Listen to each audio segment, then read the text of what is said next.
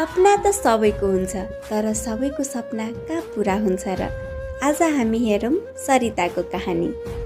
साथीहरू यहाँ म त बाँधेर घरभित्रै बस्ने होइन, पढेर ठुलो मान्छे बनेर चरी जस्तै आकाशमा उड्ने छु एक दिन। सरिता अनजान थिई। उसलाई थाहा थिएन कि उसको बिहे छिट्टै नै हुनेछ र उसको सपना के हुने होला।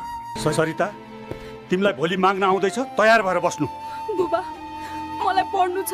जे भनिरहेको छु त्यही गर। सपना पुरा गर्न परिवारले त साथ दिएन, तर हस्बेन्डले उसलाई सपोर्ट गर्छ त? के लाग्छ तपाईँलाई? हामीलाई केटी मन पर्यो, अब अगाडि कुरा बढाउँ। हजुर हजुर, हामी पनि सहमत छौँ। केही दिनपछि सरिताको बिहे पनि हुन्छ, तर ऊ एकदमै चिन्तित छ आफ्नो भविष्य लिएर। मम्मी, बाबा, म तपाईहरुलाई धेरै मिस गर्नेछु। आफ्नो ख्याल राख्नु होला।